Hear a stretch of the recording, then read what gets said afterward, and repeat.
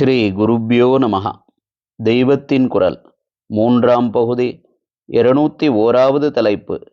புலன் நுகர்ச்சிகளுள் உணவின் முக்கியம். ஆகாரம் என்றால் நாக்கால் சாப்பிடுவது மட்டுமில்லை. பஞ்ச இந்திரியங்களுக்கும் ஒவ்வொரு ஆகாரம் உண்டு. பல காட்சிகளை பார்க்கிறோம். இது கண்ணுக்கு ஆகாரம். பலவிதமான பாட்டு பேச்சுக்களை கேட்கிறோம். இது காதுக்கு ஆகாரம். இப்படியே நாம் அனுபோகம் பண்ணுகிறதெல்லாம் நமக்கு ஆகாரம்தான். இதில் எல்லாமே சுத்தமானதாய் இருக்க வேண்டும். மனசை கெடுக்கிற காட்சிகளை பார்க்கப்படாது. மனசை கெடுக்கிற பேச்சுக்களை கேட்கக்கூடாது. அனுபவிக்கிறதெல்லாம் ஈஸ்வர சாட்சா்காரத்துக்கு உதவுகிறவையாகவே இருக்க வேண்டும். இப்படி பொதுப்படையாக சொன்னாலும் இந்த பலவித புலன் உணர்ச்சிக்கான ஆகாரங்களிலும் வாயால் நுகர்கிற ஆகாரம்தான் முக்கியமாக இருப்பதால் அதை பற்றி இவ்வளவு ஆச்சார விதிகள் ஏற்படுத்தி இருக்கிறார்கள்.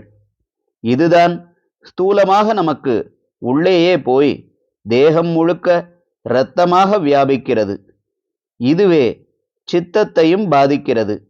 ஒரு பக்கம் ஆகாரம் இல்லாவிட்டால் மனுஷன் ஜீவிக்கவே முடியவில்லை என்றால், இன்னொரு பக்கமோ அது மித ஆகாரமாக இல்லாவிட்டால் தேகத்துக்கும் சிரமம், மனசுக்கும் அசாந்தி என்றாகிறது. வயிற்றிலே திணித்து கொண்டே போவதால் சாப்பாட்டு பொருளுக்கும் நஷ்டம், காரியம் செய்ய முடியாமலும் நஷ்டம். இவற்றை விட தியானத்தில் மனசு ஈடுபடாமல் பெரிய நஷ்டம்.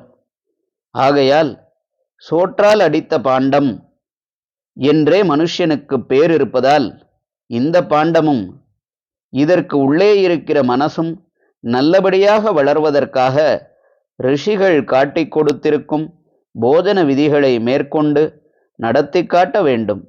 இதன் முக்கியத்துவமும் அவசியமும் எல்லோருக்கும் புரிவதற்கு பரமேஸ்வரனை பிரார்த்தனை பண்ணிக் கொள்கிறேன். Give us this day our daily bread. இன்றைக்கு எங்களுக்கு உன் அருளால் சோறு கிடைக்கட்டும் அப்பா என்று கிறிஸ்தவ மதத்திலும் பிரார்த்திக்க சொல்லியிருக்கிறது. அதே சமயத்தில் man shall not live by bread alone, சோற்றை தின்று மட்டும் மனுஷன் வாழவில்லை என்றும் பைபிள் சொல்கிறது.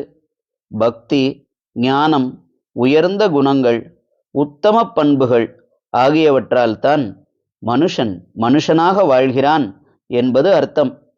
இந்த குண விசேஷங்கள் விருத்தியாகவும் ஆகார நியமமே உதவுகிறது என்று நம் சாஸ்திரங்கள் காட்டுகின்றன.